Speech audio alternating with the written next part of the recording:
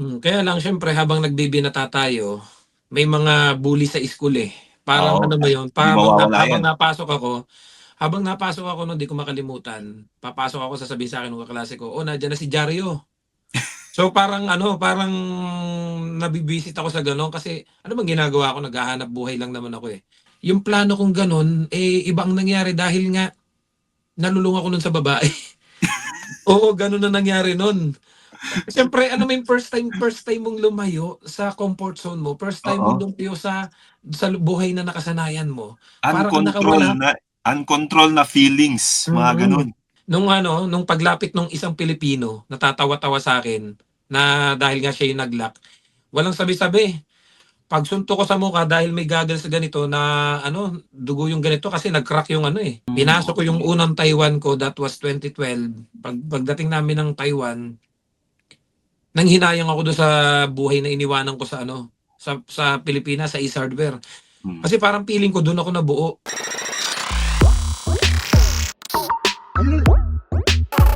Sa ngayon sir, sabihin na natin yung struggle niyo sa Taiwan, talagang marami rin kayong paghihirap dun, na talagang, ano yung pinaka-worst na nangyari sa inyo sa Taiwan na puwede niyong i-share? Pinaka-worst kasi ano, eh, alam mo yung, marami kasi dun temptation na Hmm. sa Taiwan. Talagang kaliwa't kanan dun yung ika nga, eh, ano, yung, may lalapit sa'yo gano'n. So, hindi maiiwasan talaga. And Mm. then and then ang plano ko talaga kasi that time, eh, wala akong plano mag-Canada. Nung bumalik kasi ako ng Taiwan, ang target ko is Europe. Europe. Oo, Europe talaga, hindi Canada. Kasi Uh-huh. 'pag nung bumalik ako ng Taiwan, ang plano ko is mag-Eu-Europe ako kasi nakikita ko kung gaano kadali from Taiwan nakakapunta ng Europe. So Mhm. pagbalik ko ng Taiwan, dun ko na nakita na napakadali nga kasi placement lang, without interview makakarating ka na ng Poland, makakarating ka ng Portugal, makakarating ka ng Czech, marami. Dun Oh. actually may offer na ako nun, pinagda-down na ako, makakarating na ako ng, Poland that time. Kaya lang ang ginawa ko, nag-observe ako dun sa mga kasamahan ko na naunang nakarating ng Poland, eh, iisa yung mga sinasabi nila kasi marami akong kaibigan na nasa Poland. Sabi nga nila, "Perds, diyan ka na lang, mas malaki pa yung sahod diyan, tiisin mo na lang diyan, mag-ipon ka na lang diyan, and then mag-business ka na lang sa Pilipinas kasi dito mas maliit." Sa Taiwan Gano'n. po 'yan, sa Taiwan po. Sabi nila sa akin, mag-stay na lang daw ako sa Taiwan, 'wag na ako sumunod sa Poland dahil nga mas maliit daw yung sahod dun. Sabi nila sa Hmm. akin gano'n. Parang maganda lang ang buhay na nakikita pero hindi pala gano'n kalaki yung kita. Oo, tapos ang tanong ko, yung chance na makuha ang family, ang sagot nila malabo. Kasi unang-una, bukod sa maliit ang sahod, wala pa naman kaming ano application sa mga permanent residency dito. Kailangan mo pang mag-aral ng kung ano-ano, sabi nilang gano'n. And Hmm. then nakikita ko, sabi ko, paano yung mga from Poland nagpunta ng Italy, nagpunta ng Spain, nagpunta ng France? Sabi nila sa akin, mga TNT na yun. Ay gano'n. Gaano kalaki yung chance na makakuha ka ng papel? Tinanong ko yung iba ng mga kaibigan ko na from Poland, nagpuntahan ng Italy, sinasabi nila sa akin na puro TNT na sila. Kaya sabi ko ayoko ng gano'n. Oo, pangit 'yun. Mm, Baka hindi maganda. oo. Tapos Sisira pa record mo. masisira record natin. Tinanong ko din sila magkano yung, na kinikita nila. Sabi ko mas malaki pa rin dito sa Taiwan kaya hindi na ako tumuloy. So wala na talaga, buo na yung loob ko. Tapusin ko na lang Taiwan, uuwi na ako ng Pilipinas, magbi-business na lang ako. Mag-iipon na lang ako. Total nakapundar na naman ako ng bahay, kahit Oo. papaano may konting ipon. Kaya lang alam mo yung, ano, nag-try lang ako na mag-apply dito sa Canada. May parang ika nga, eh, hindi ko alam, parang may bumulong sa akin na, "Pagpasa ka nga diyan." Kaya lang 4 na beses nila akong ano, ika nga ay hindi in-accept yung application kasi, sir kailangan ng experience." Okey po. Until na hindi na ako nag-a-apply, siguro nag-backread sila, sila na mismo yung ano, after 2 years nag-message sa'kin na sabi nila sa'kin ano, "Sir baka interesado ka pong mag-Canada." 'Yun yung napanood ko na video mo na ano, eh, yung yes, sagot ka lang ng sagot ng yes na parang Hmm. parang wala ka sa mood na sumagot na sa interview, tapos yun pa yung time na nakuha ka. So sabi sa'kin, kinulit pa rin ako, "Hindi, sumalang ka ng interview, Zoom lang naman 'to, Zoom. Nasa kwarto ka lang." Sabi ko, "Sige po, okay lang." Ta's tumawag yung employer, sabi ko naman, "Okay po, okay. Yes, yes, yes." Puro yes na lang yung sagot ko kasi nga wala na yung utak ko sa interview, eh. Kung kailan bara-bara yung sagot ko, dun pa ako na-select. Nung minessage kasi nila ako na kung gusto kong mag-Canada, ako na yung bumara sa kanila, "Di po ba wala akong experience?" "Hindi sir, any farming job." Sabi ko, "Actually meron po akong babuyan sa Pilipinas." Nung time na nasa Pilipinas po ako, nag-piggery po ako. "Yan sir, pwede mo magamit yan. Kasi poultry farm naman 'to, mga ganan. So pwede mo magamit yan, so may experience ka as farming. Farming pa rin yan. Ano pa ba yung mga kasama yun?" Di ginamit ko yun. Nakatatlong interview ako bago nga yun nga, yung parang balewala na. Gusto ko nang Oo, yung umuwi kasi balewala na. COVID. Oh, talagang Oo. yun. Awa ng Diyos, dito pa ako natuloy sa Canada. At least sir, nandito ka na sa Canada. So, yun nga ang mga video mo na sinishare mo na talagang sabi ko nga, nakaka-inspire kasi galing sa puso mismo na nagdaanan mo at nagdaanan ng ibang tao. Yung parang sinishare mo ng in a nice way yung mga experience natin. So, ano yung humuhugot sa'yo para gawin yun? Kasi nung dumating nung bago ako dumating dito, may mga napapanood akong vlogger dito sa Canada na hinahangaan ko. Mhm. Merong mga actually ano sa kanila, kalahati sa kanila nag-stop ng mag-vlog. O Ah, kalahati na lang yung napapanood ko ngayon. And then nung mga panahong dumating kasi ako dito, malimit ako nakikita sa vlog ng ang nakalagay sa mga kababayan natin is success story, wow. nakarating ng Canada. So 'pag pinapanood ko yun, masayang-masaya sila, shine-share nila na nakarating sila ng Canada. So sabi ko gusto ko ako din. Kasi yung pinagdaanan ko parang wala sa plano ko makarating ng Canada, so gusto ko ding mai-share. And then that time, naka-quarantine kami, nood lang ako ng nood ng vlog. Sabi ko gusto ko ding mag-share sa mga kababayan natin ng mga pinagdaanan kong hirap bago ako nakarating dito. So fast forward, nagkaroon ako ng connection dun sa isang vlogger na hinahangaan ko dito sa Canada. And then dahil nga na-share ko sa kanya yung mga unang experience ko dito kasi yung unang taong ko dito sa Canada hindi naging maganda. Kaya nga ako napadpad dito sa dairy farm from do sa una kong trabaho na inalisan ko, lumipat ako sa dairy farm. And then do'n ko nalaman yung mga nakakausap kong Pilipino na may mga abuse na nagaganap kay ganito, kay ganan, may mga karanasang hindi ganito, hindi maganda. So sabi ko hindi pala ako nag-iisa. Marami pala Mm. talaga dito yung nagkakaroon ng abuse pero Oo. hindi nagsasalita. Ayaw So nung magsalita kasi natatakot. ayaw magsalita kasi sabi nila tiyaga-tiyaga Mm. lang hanggang sa makuha yung permanent residency. So to make the story short, nagkaroon kami ng connection ng isang vlogger na hinahangaan ko. Sabi ko madaming subscriber na siya, eh. Sabi ko, gusto ko mai-share sa kanya story. Kaya lang nung time na ganito, ini-interview na niya ako, alam mo yung, "Wag mo nang isama yan, wag mo nang isama yan, wag mo nang isama yung pangit na diyan ka na lang sa ano, sa maganda na yung sitwasyon mo." Sabi ko, paano malalaman ng viewers yung mga pangit kong pinagdaanan pagdating dito sa Canada at puro magaganda lang yung sasabihin ko? Ano magiging transparent ang lahat. Oo, sabi ko tapos sabi niya, "Wag na nating i-share yung mga pangit mong karanasan dito sa Canada, yun na lang maganda." And then sabi ko, ayun lang sugarcoat itong vlog nito. Dun ko na-realize pala yung mga pinapanood ko sa kanya, eh, puro malayo sa katotohanan until nung nagsisimula na tayong mag-vlog, dun Mhm. ko nalaman na yung mga nag-share nung kanilang success story dito sa Canada, Control. oo, control lang yung sasabihin and then ang mangyayari, nakita ko kasi, eh, ito yung post ng success story pagkakarating dito sa Canada. And then after ng ilang buwan, nag-message sa akin, "Sir Perds, baka may alam kang malilipatan." Ha? Oo, baka may alam kang malilipatan kasi yung, employer ko ay is ano, abusado. So Akala ko hindi ba maganda. success akala ko ba success? Yun Tapos nga, nandun yung ano, kaya dun nagbago yung pananaw ko na ang dami kong nakikita nagpo-post ng success story pagkakarating nila dito sa Canada. Pero ang totoo, miserable pa yung sitwasyon nila. baka success na nakarating lang sa Canada pero hindi pa okey yung buhay na talaga talaga nila. Success na nakarating sa Canada, Oo, yun lang tama. yun. Ika nga Yun yung puwede nating sabihin na success application from Philippines to Canada. yun Pero yung hindi sinasabi puwedeng mo sa video mo yun, sir. Oo. sabi ko marami kasi yung parang hindi maiwasan, talagang Hmm, marami ang nagagalak, natutuwa na pagdating oo. nakarating sila ng Canada kasi Canada is a dream country ng mga kababayan natin, eh. Yun Oo, nga lang greener talaga. pasture na sinasabi ba? Oo, kaya nga lang talaga pagdating dito, yung mga magagandang naishe-share nila pero ang totoo, hindi pa sila nakakapagsimula dun sa buhay na talagang tatahakin nila.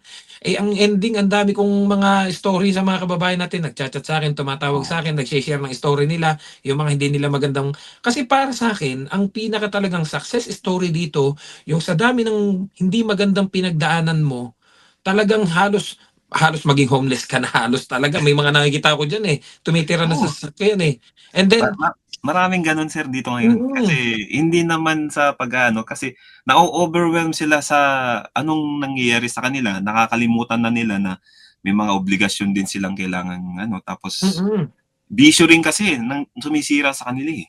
mm. Hmm, oo. So, anong Yu nangyari, alam mo yung sabi ko, bakit pagdating dito puro magaganda yung mga nakikita kong sinasabi nung iba, pero personal kong kakilala, talagang hindi maganda. Talagang hindi mas maganda pa nga daw yung sitwasyon niya nung nasa Korea siya. Mas maganda pa yung sitwasyon niya nung nasa Singapore siya. Mas maganda pa yung sitwasyon niya nung nasa Pilipinas siya. kasi So, sabi ko dito kasi ang daming temptation, eh. 'Pag hindi mo mm, makontrol sarili mo, wala na. mm. Yun ang Tapos tapos yun nga, yung pagdating dito may mga nakakausap ako nagkakaroon ng depression, anxiety, dahil mm. daw ibang-iba yung buhay nila dito, mas Oo, maganda pa daw nung nasa ganito, nasa ganan. Sabi ko nga, "Oh, 'di ba nung pagdating mo sabi ko nakita pa kita nag-post ka ng sabi mo, 'Welcome to Canada, ang saya-saya pala dito. O ba't ano nangyari sa'yo ngayon?' Sir, sa una lang pala yun kasi nakita ko nag-i-snow, eh."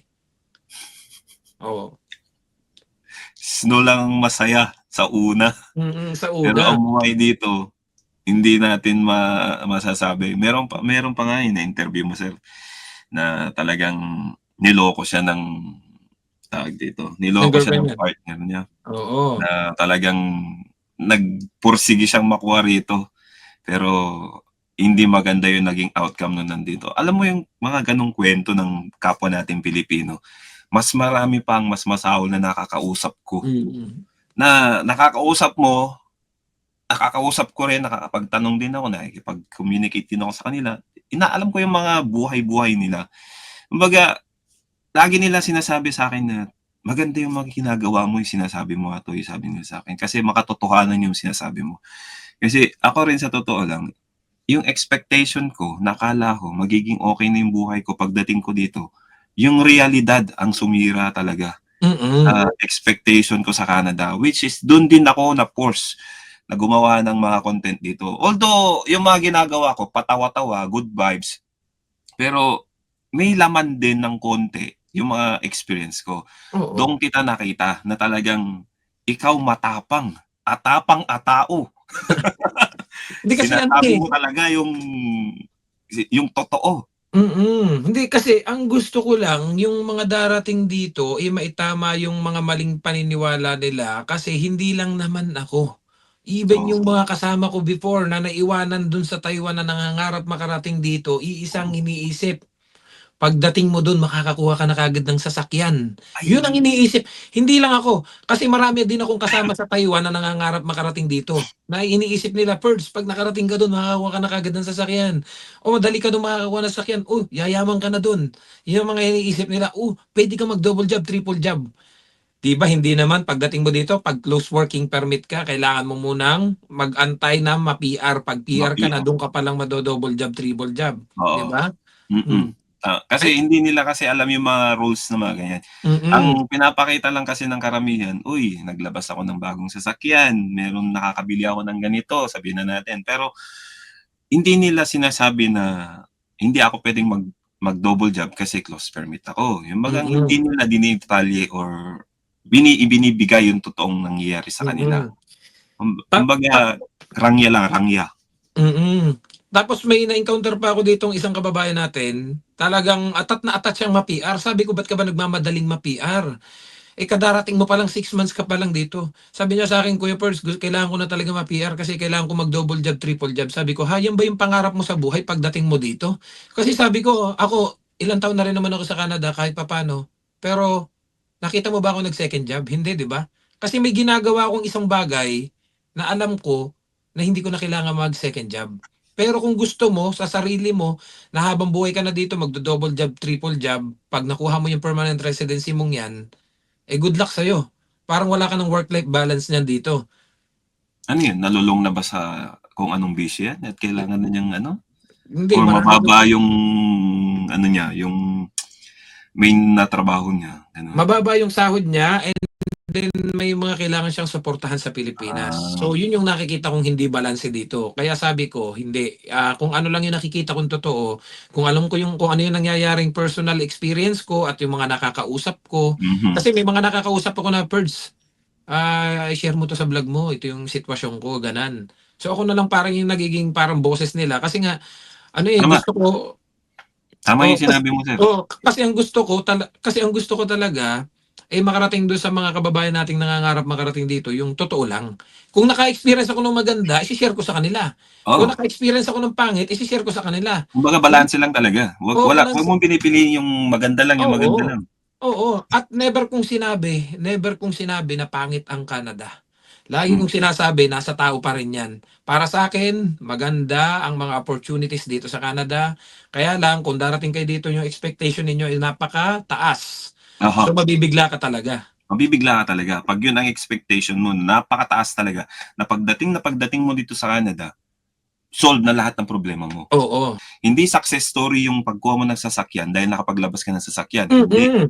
Hindi yun success story. Oo, Napagdaanan mo lahat yung hirap dito from dating ika'y temporary workers, nakuha mo yung permanent resident, oo. and then o kaya nakuha mo pa yung citizen, tapos naging citizen ka na, and then from dating temporary workers, nagkaroon ka ng, let's say, business dito. Hmm, Yun, para sa akin yun yung success story. Pero kasi kung i-define mo kasi yung success story sa bawat tao, may kanya-kanya tayong success story.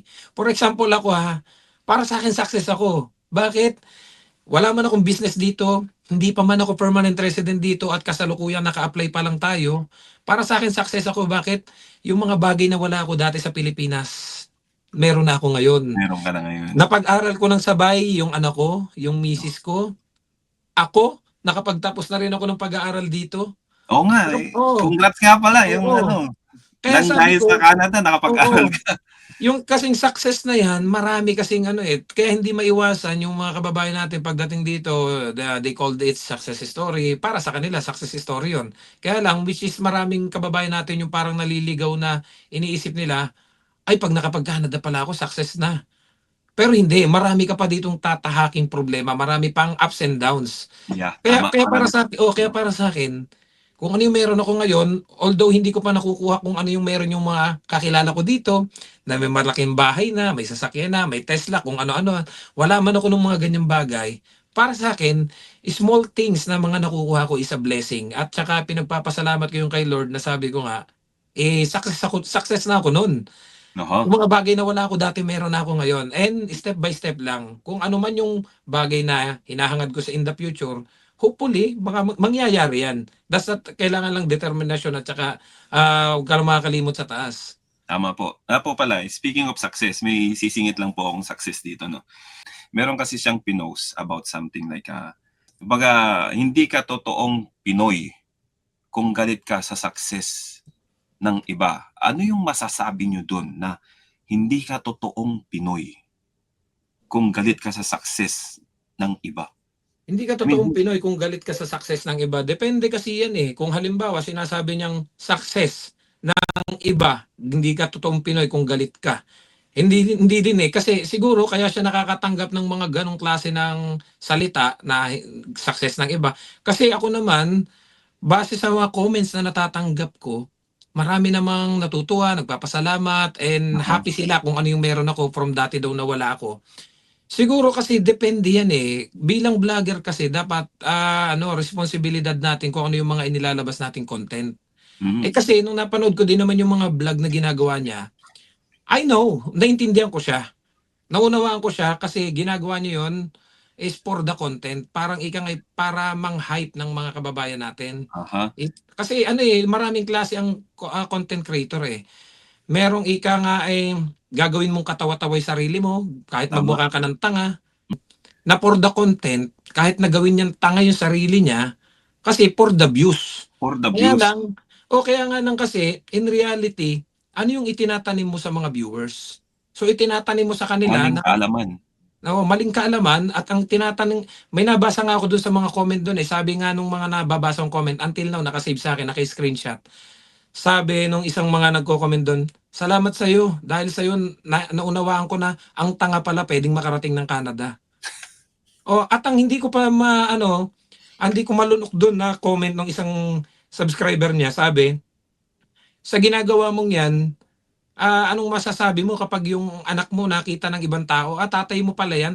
Na ano ko yung mga content niyo, napapahapyaw na dumadaan din minsan sa'kin. Kumbaga nakikita ko yung lagi niyang kino-compare ang pera, trabaho dito sa trabahong makukuha ng mga Pilipino. Kumbaga iniengganyo niya dahil peso nga. Pero kasi hindi naman peso yung ginagastos natin dito, eh. Mm.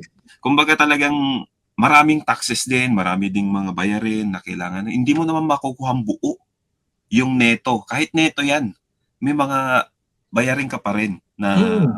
ma ma ma makakaltas yung pera mo. Ang point ko dito is, yung bang mag-hype ka ng tao sa totoong impormasyon.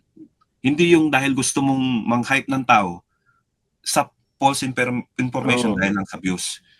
Yun yung hindi ko nakita sa'yo na Kas Kasi nakikita ko nga yung mga post niya kagaya niyan, "Dito kami sa Canada, 350,000, 500,000 monthly." Oh, oo, 'di ba? hindi Bakit 'pag hindi inubos mo ba yung pera mong yan dito, sa maghapon, sa mahal ng bilihin din dito. Kasi ang nangyayari yung mga kababayan natin na walang alam na, "Uy, oo, sasahod pala ako ng gano'ng kalaki do'n." Ang tanong kung dito mo gagastusin. oo 'Di nga, eh, ba? Kung kung dito mo ipadadala mo sa magagastusin. Pilipinas, okey. Kaya lang hindi naman katotohanan kasi at naintindihan ko naman siya dun. Bakit? Kasi wala na siyang pakialam sa kahihiyan, ang iniisip niya yung Content, income nung kanyang content. oo, tama. Oo, yung kanyang engagement sa kanyang ano, sa kanyang channel. Oo, Kaya lang yung mga kababayan natin na walang idea dito, yun paano nga, walang idea. yung mga walang idea. Kaya hindi maiiwasan, eh. Kasi kanya-kanya naman tayo ng diskarte para magpadami ng followers. Yung Mhm. iba kasi, depende yan kung anong itinatanim mo sa viewers mo. Kumbaga Kung eto, hindi sa sinisiraan natin siya, sir, meron din namang mga part na video siya na medyo may katotohanan oo, din yung mga sinasabi niya. Meron din namang hindi, kasi yun na nga, kaya siya nakakaroon ng maraming basher dahil dun sa mga mali-maling information niya din. Ewan ko lang kung sinasadya niya yun or talagang ano, pero kung kahihiyan man yun, sana isipin niya na meron din siyang anak. Hindi ko naman dinadamay yung pamilya oo, niya. Pero Pinoy kasi ang umaasa at tumitingala sa taong influencer na maniniwala sa'yo na hindi na siya, sabihin na natin kunwari, sa ibang tao, sa ibang influencer, 'pag nagbigay ka ng impormasyon na wala kang kaalam-alam, iisipin mo, "Ay gano'n pala 'yun, uy, gusto kong ipasukin 'yan." Kaso totoo, ang realidad hindi naman pala totoo. totoo. So ibig sabihin nalinlang ka, naniwala ka, umasa ka, Hmm, pero 'pag realidad pala hindi. So 'yun ang dapat sanang iwasan at sana pag-isipang mabuti bago mag-post. Hindi yung totoo para 'yun. sa pera-pera lang. Totoo kasi ang totoo niyan, ang dami ko dati ditong sinusubaybayan ng mga vlogger, ang dami akong nakapalo na vlogger na lately nawawalan na ata, nauubusan na yata ng content. Mhm, Dati may hinahangaan din akong vlogger na ngayon ang alam mo yun gumawa siya ng vlog na, "Oh, meron na ba kayong plan A, plan B? Kung wala pa mhm. magpabuntis kayo sa APAM para PR na kaagad kayo." So sabi ko, "Ha? Naubusan na yata 'to ng content." Yung mga dating hinahangaan ko, sorry. Kasi sa'kin kasi hindi ako nagki-keep ng friends, sa totoo lang hindi ako Oo, nagki-keep ng friends. Ika nga, kaibigan kita, iko-correct kita, parang ganyan. Gano'n yung ano ko, eh. Pero kung halimbawa talaga para sa'kin mali yung ginagawa mo, hindi kita kokonsintihin. oo. I'll treat you as a friend, pero kung halimbawa't ano, kung tingin ko mali na yung ginagawa mo, sorry, ba-bye. Gano'n ako, eh. So ang dami ko ng in-unfollow dito ng mga ilan pang tao na parang for the content na lang yung ginagawa. Kasi sabi Oo. ko, kaysa makapagsalita pa ako ng hindi maganda, unfollow na lang. Unfollow na lang kaysa pinapanood mo, hindi mo na gusto. Hindi ako nakapalo sa kanya pero minsan kasi napapahapyaw dumadaan din sa page ko, Mm, eh.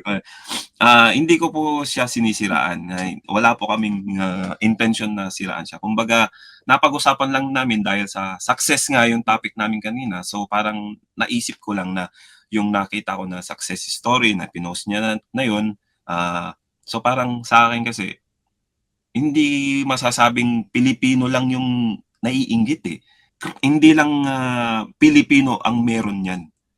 So kung Pilipino man ang sinasabing tinutukoy, hindi ka totoong Pilipino, ibig sabihin yung pamilya mo sa Pilipinas, yung pamilya mo nandito, Pilipino yung mga yan eh. So kailangan ba magkaroon ka ng ganong ugali para maging masasabi mong totoo kang Pilipino? Hindi tama yun. Yung mga ganong impormasyon, pangit. Parang sinisira mo kapwa mo Pilipino. Ganon yung labas nun eh. Imbes na i-inspire mo yung mga kapwa natin Pilipino. Hindi naman natin sinasabing walang inggitero Pilipino. Meron at meron. Sabihin na natin, sina Sir Alwin and Emma, napapanood ko sila. Na-mention mo rin. Actually, nahahanga rin ako sa mag-asawa na medyo nalagpasan nila yung mga ganong pagsubok nila. Yung impormasyon na nibibigay nila, tulong na rin yan sa mga kapwa natin Pilipino. Hindi sila nang ha-hype dahil sa views. Kasi ang gusto nila, makatulong din sa kapwa Pilipino. Para sa akin kasi, para sa akin kasi, Sir Atoy, ito yan eh. No matter what happen, channel yan ni Alwin at Emma. No matter what happen, channel mo to, channel ko to. May kanya-kanya tayong ginagawa sa bawat channel natin. Ngayon, kung ikaw ay may mga basher, may mga basher din ako, may mga basher din si Alwin at Emma. Kasi may nagko-comment sa akin, anong masasabi mo kay Alwin at Emma? Hindi pa PR, kumuha na ng sasakyan. Ano masasabi mo kay Alwin at Emma? Nagpapa-hype, nagpapa-clickbait. Yung mga ganun ba? Hindi ko sinasagot kasi unang-una, hindi ko naman sila kilala personally. And pangalawa, diskarte yan ng bawat tao sa kanilang mga channel. Kasi dati na rin akong naging basher. Dati na rin akong naging basher sa hindi ko gustong content creator. Pero at the end of the day, na-realize ko, ano ba yung nangyayari sa akin pag basher ako? Naglalabas ako ng negative vibe sa sarili ko and at the same time, hindi nagge-generate ng income yon. Hindi. I-stress ka lang. Oo, nai-stress ka lang. Habang yung mga taong ibinabas nyo, kasi nung last time yung sa clickbait na sinasabi, Sir Perds, may clickbait si Alwin at Emma dun sa hindi pa pinutol-putol pa nila. Hindi na ako nagko-comment ng mga ganun dahil unang-una, kung ano man ang plano nila doon sa channel nila, diskarte nila yon. So kung nai-stress kayo, napakasimple, unfollow. Lagi ko sinasabi lagi ko sinasabi sa channel ko, sabi ko, kung nai-stress po kayo sa channel ko, kung minsan paulit-ulit ang sinasabi ko, kasi paulit-ulit din naman yung nakikita ko dito eh. Kung paulit-ulit ko sinasabi, wag mo nang kumuha ng sasakyan, paulit-ulit pa rin may kumukuha. So kung naiisip niyo na paulit-ulit ako, at kung kaysa magdulot ako ng stress sa inyo, simply unfollow. Sabi mo nga, sinabihan mo na yung kaibigan mo na wag mo nang kunin yung pamilya, pero ginawa pa rin niya. Hanggang sa nagbago yung policy. Ngayon, problema na niya yung family niya kasi hindi pa siya PR. Yung mga ganong advice mo nun, hindi ka naman nagkulang eh. Hindi ka lang talaga tinutukan. Hindi lang talaga sila naniwala. Alam mo Sir Atoy, marami na ako ditong pinayuhan na pagdating dito. Anong sitwasyon mo? Temporary workers ka? 2 years? As much as possible, alamin mo muna kung accessible ka naman sa bus, sa train. Huwag ka muna magbabrand new ha. I-secure mo muna yung status mo, kung PR ka na or i-renew ka ng employer mo. Nagulat ako, ilang buwan nakakuha na ng brand new. Tapos, sabi ko, pabago-bago ang policy, hanggat maaari, wag mo munang dadali ng family nyo ha, kasi baka mamaya nakakaawa yan, pinatikim nyo lang ng ilang buwan sa Canada and then uuwi din pala. Paulit-ulit na ako nagpapaliwanag ng gano'n at nagsasabi sa kanila, pero paulit-ulit pa rin yung mga Pilipinong gano'n yung ginagawa. Kasi minsan tayo, ayaw nating makinig sa mga katotohanan, mas gusto natin yung matatamis sa salita. Guys, punta kayo sa Canada. Kasi ganito sa Canada eh, ganun eh.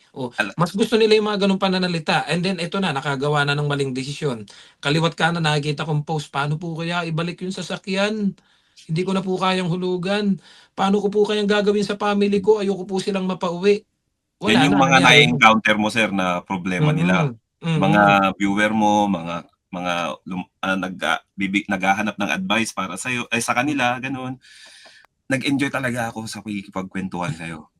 Na kulang yung oras natin. Kulang yung oras natin. Siguro subukan ko na lang mag-live na kasama ka. Pwede. Mas maganda para tuloy-tuloy tayo.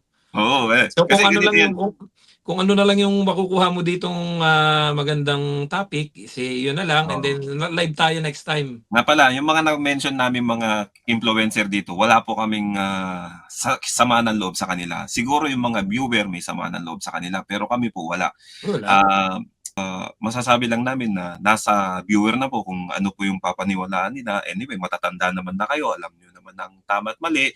Kila Sir Alwin, kung na-mention man po namin yung sa kanila, naging example lang po kasi para sa amin kasi ni Perch, ako, sa totoo lang, marami na akong experience sa Pilipinas sa panloloko. Niloko ako at saka mga experience din na hindi magaganda. So, para sa akin, hindi kasi akong konsentidor. Hindi ako gusto yung manloloko ng kapwa-tao. Maganda yung example ni Ma'am Alwin and Emma. Maganda rin yung binibigay ni Sir Perch TV. Lahat ng mga influencer dito may kanya-kanyang katangian. May iba-ibang pananaw sa buhay at saka experience. Hindi tayo magkakaparehas. Pero ang sinasabi lang namin dito ay at least magkaroon kayo ng aral na mapupulot sa mga experience namin. Sir Perch TV, ano yung masasabi mo? Ayun lang, responsibilidad naman ng mga viewers kung sino yung ipapollow nila at kung alam ba nila sa sarili nila yung pinapanood nila ay tama at totoo. Kasi kung sa vlogger at vlogger lang dito sa Canada, napakarami talagang nakikita ko na puro panghahip lang ang nakikita ko. Talagang hindi makatotohanan yung mga pinopost. Pero it's up to them. Kasi gaya nga nung madalas ko sinasabi, may mga post na puro hiring. Wala bang kakilala yan, kaibigan niyan? Bakit hindi nila invite yon kung talagang marami silang hiring? Sa kabila na nakikita ko dito, napakarami talaga ng nahihirapang maghanap ng trabaho, pero yung mga vlogger na nakikita ko, everyday hiring pa rin ang pinopost. So, responsibilidad ng bawat Pilipino kung sino yung kanilang susubaybay na tututukan para sa pangarap nilang makarating dito sa Canada, hindi sila maligaw. Yeah, tama. Maraming salamat, Sir Perch. Kahit kulang na kulang yung oras natin sa kwentuhan mo, sigurado ako maraming mapupulot ang mga viewer natin na kaalaman tungkol sa'yo kung bakit ka naging parang advisor. Yun ang word ko advisor. Influencer, advisor. Kasi mabuka ka pero may laman. Sa totoo lang. May magalit man, may gusto, pero balanse lang Kumbaga, tapat ka lang sa mga sinasabi mo. At saka maraming salamat talaga, sir, sa paanyayang ito na talagang tagal na nating plinano. Oo. Actually, ako din nagpapasalamat sa iyo kasi sa totoo lang, marami pa din namang ups and downs and circus yung buhay ko na hindi na i-share. Kasi hindi sapat yung isang oras sa pag i-share ko yung buong pangyayari. Mabibitin tayo. Kaya nga siguro naging may second part pa tong video natin. At ang gusto ko lang talaga kasi ma-share sa kanila yung tunay na nangyayari dito para hindi sila ma-culture shock pagdating nila dito. Oh, yun. So, eto yung kaya katropa yung sinasabi ko, sabi ko na sa previous vlog ko. Katropa, the reality of Pinoy abroad. Ito yung realidad na buhay ni Sir Perch. Kaya maraming salamat, sir. At sana sa susunod ulit, baka sakaling magka-tandem ulit tayo sa kung ano mo yung mapag-isipan natin. Oo, sige sir. Welcome ako dyan. Welcome na welcome ka naman. Basta send mo lang ako ng message. Okay. So, ayun mga tropa, maraming salamat sa panonood at maraming salamat, Sir Perch. Maraming salamat po. Baby, you give me ice and fire.